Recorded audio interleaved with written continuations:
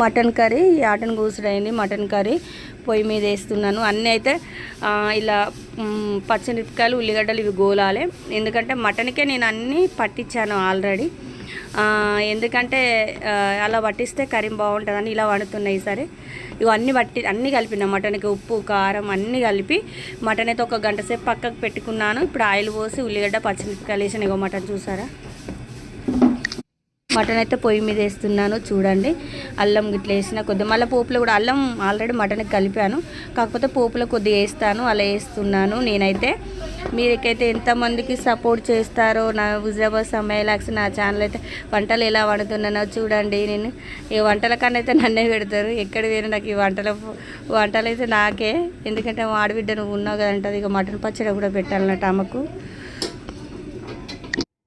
ఎక్కడ పోయిన వంటలు అయితే నాకే, ఎందుకంటే మా ఆడబిడ్డ పొద్దున్నే రమ్మన్నది, కాకపోతే లేట్ అయిందని. ఇగో మా చిట్టి తల్లి చూసావా మసాలాలు అయితే దంచుతుంది చిట్టి తల్లి. ఇగో మా ఆడబిడ్డ మసాలాలు నూరుకోలేదు, అల్లం నూరలేదు, చూసారా ఫ్రెండ్స్, అన్నీ మాతోటి చేయిస్తుంది.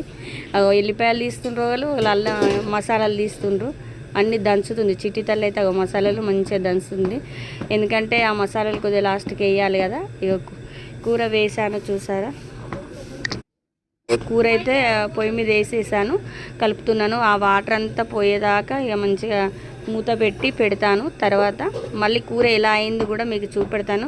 మా హుజరాబాద్ సమ్మయ్య వ్లాగ్స్ అయితే మీరు సపోర్ట్ చేయండి ఫ్రెండ్స్, కొంచెం సపోర్ట్ చేసి సబ్స్క్రైబ్ చేయండి. ఓకేనా, వీడియో నచ్చినైతే లైక్ అయితే ఖచ్చితంగా చేయండి. ఓకే, మరొక వీడియోలో కలుద్దాం. ఇలా అన్ని వంట వీడియోస్ వస్తాయి చూడండి. Okay, bye bye.